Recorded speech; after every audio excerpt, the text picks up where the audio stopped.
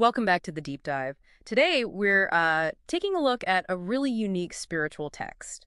It introduces something called the Elemental Grace Alliance. You might see it as EGA. Yeah, and our goal here is to really unpack its core ideas for you. We Hmm. want to understand Peter's role in it, which is pretty central, and shed light on this path it describes towards divine manifestation. Okay. You'll find some, I think, surprising things about how these sorts of, deep spiritual teachings are actually meant to be shared and received. So what is this Elemental Grace Alliance exactly? What's the basic idea? Well, the text presents it as like a divinely ordered plan, a cosmic blueprint, essentially. Yeah. And the main goal, it seems to be speeding up spiritual growth, both for individuals and, collectively, guiding people towards embodying what it calls Christ consciousness. And the source material itself is interesting, isn't it? It's not just a book someone wrote. Right, that's what makes it quite different. It's presented as a channeled dialogue, like a direct conversation between what the text calls Alpha and Omega, representing, the ultimate divine source plus a whole spiritual hierarchy, and they're all talking with this person named Peter.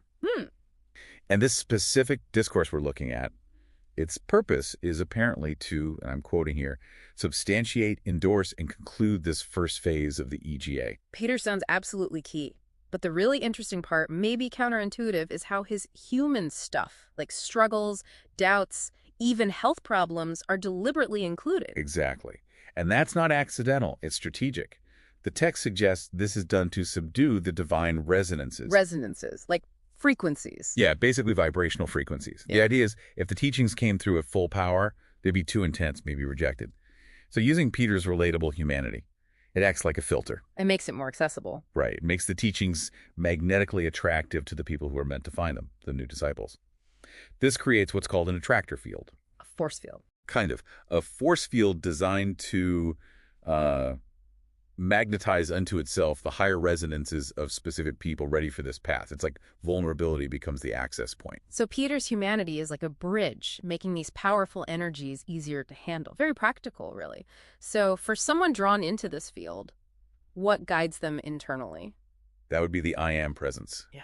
It's described as your ultimate inner guide, the core of your being, essential for realizing who you are and what your mission is. And goal is? The goal is stated as being able to walk hand in hand with your I am presence at 100%.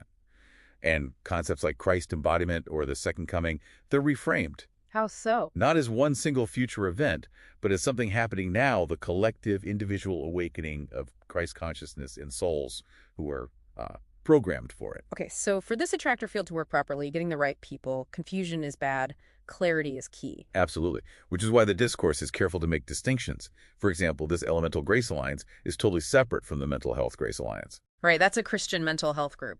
Different thing entirely. And also, if you stumble across EGA in, say, math or physics context. You're probably looking at Éléments de géométrie algébrique, right? The big math work. Exactly, completely unrelated and crucially important. The Peter here is contemporary, not the Apostle Peter from the Bible. Correct. Knowing these differences is vital if you're exploring this material seriously. So what does this path actually ask of people? It sounds demanding. It does. It requires some deep self-reflection.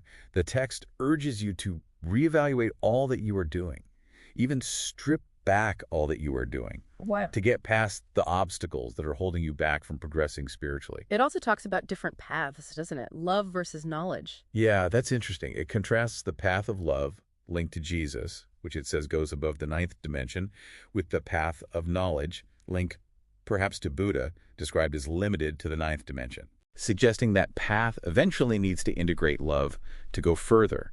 And Peter in this text is shown as making that kind of shift himself. And there's a warning, too, for people who embrace this, light bearers. Yes, a caution to expect attacks. The text says, the more light one shines, the greater the darkness is attracted to you. But it also reassures that light ultimately wins. It diffuses the darkness. And there's a future vision mentioned, physical centers. Right, radiation centers and Christ councils, new structures physically on Earth, meant to be like energetic mirrors of the etheric temples.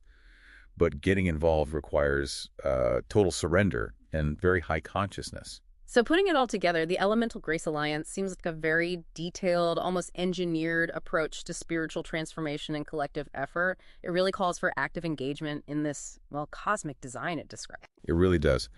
This deep dive shows a surprisingly sophisticated strategy for getting spiritual ideas out there, considering human psychology, resonance, even naming. It makes you think, doesn't it? About how our own struggles, our own subdued resonances might actually help us communicate complex things and how important that continuous process of reevaluating is, what serves our real growth. So maybe something for you to consider. How does this idea of subdued resonances play out when you try to share important or complex ideas? Definitely something to think about. Thanks for joining us for this deep dive.